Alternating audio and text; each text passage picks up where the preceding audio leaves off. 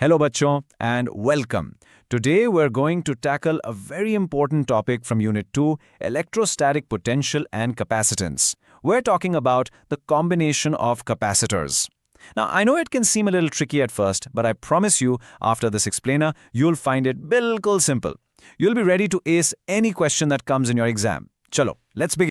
Okay, so let me ask you something. Have you ever opened up maybe an old radio or looked closely at a computer's motherboard? You see all those tiny little parts, right? And you'll almost always see a whole bunch of capacitors kind of huddled together. But why? Why not just use one single big capacitor instead of so many small ones? Well, that's the exact question we're going to answer today. It's all about getting the precise capacitance and voltage that a circuit needs to work properly. So to get to our answer, we first need to understand the two main ways we can combine capacitors, in parallel and in series. But before we jump into the formulas from your NCRT book, let's build a really strong mental picture with a simple analogy. This will make the concept stick in your head forever. I want you to imagine that a capacitor is just like a water tank. Simple, right? Now the capacity of the tank, how much water it can hold, that depends on its base area. Let's call this area the capacitance, C. The actual water we pour inside, that's our charge, Q. And of course, as you pour in more water, the water level rises. This level, we'll call that our potential, V.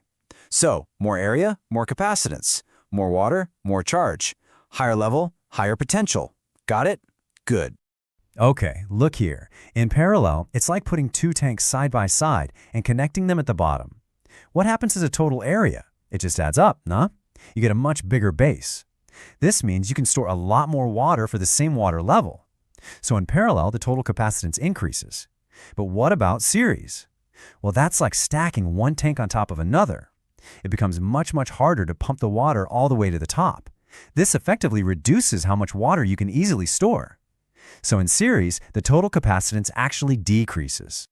So that water tank analogy gives you the main idea. Parallel makes it bigger, series makes it smaller. But for your exams, you need the exact formulas. So now, let's connect our simple story to the proper physics and figure out the rules you need to write to get full marks. The most important thing here is to ask in each combination what stays the same. In parallel, look, both capacitors are connected across the very same 2 points. This means the potential difference, V, has to be identical for both. Just like our water tanks side by side, the water level, V, is the same in both. The total charge stored is simply the sum of the charge on each one. And since we know Q equals CV, we can write CV equals C1V plus C2V. The V just cancels out, and we're left with a simple addition. Now for series, they're in a single line, so the charge Q on each capacitor has to be the same. The total voltage from the battery gets split between them, so V equals V1 plus V2. And since V equals Q by C, we get Q by C equals Q by C1 plus Q by C2. Here the Q cancels out, and we get that famous reciprocal rule. It's all just simple logic. So for your exam, here is the final rule for parallel combination. The equivalent capacitance, which we call CEQ, is simply the direct sum of all the individual capacitances. If you have n capacitors, you just add them all up. CEQ equals C1 plus C2 plus C3 and so on. As simple as that. And for capacitors in series, the rule is a bit different. Here it's the reciprocals, the 1-upon values that you add up.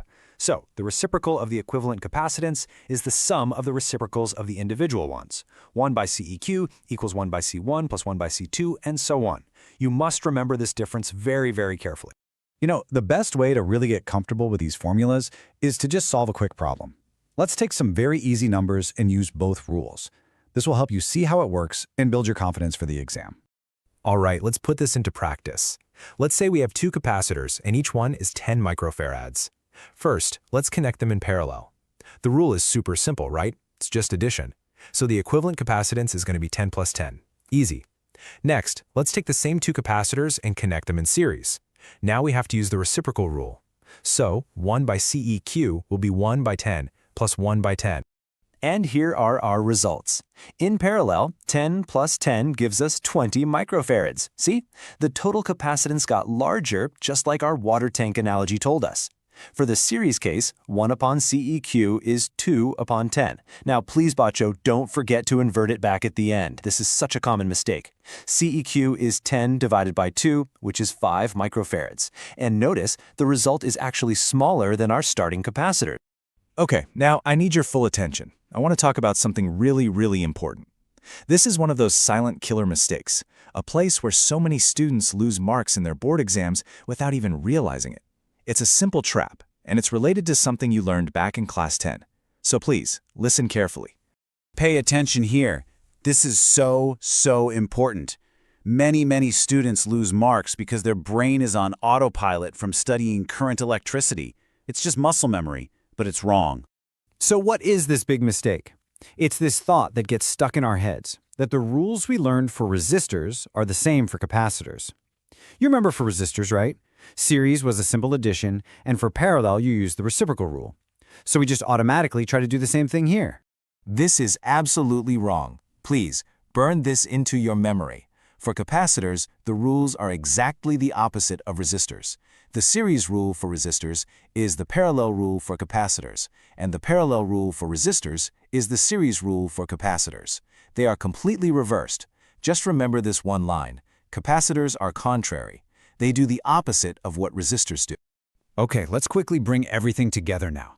And let's see why mastering this topic is so important for the rest of your physics syllabus. This isn't just about Unit 2, it's a foundation for so much more that's coming later. You see, the reason we study this so carefully is that real circuits are almost never simple. Very soon, you're going to be studying AC circuits, alternating current circuits, and capacitors behave in very interesting ways there. Knowing how to find the equivalent capacitance of a complicated network is literally the first step to being able to analyze how those circuits actually work. So, to quickly recap, what are the most important points you need to remember for your exam? Number 1. For parallel combination, think more area. The capacitance just adds up directly.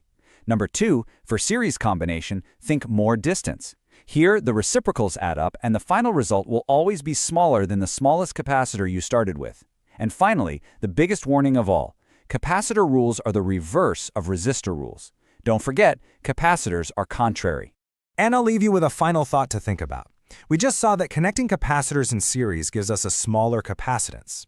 Now that seems a bit strange, doesn't it? Why would an engineer take two perfectly good 10 microfarad capacitors just to create a 5 microfarad one? Where in electronics might this shrinking effect actually be a very useful and clever design choice?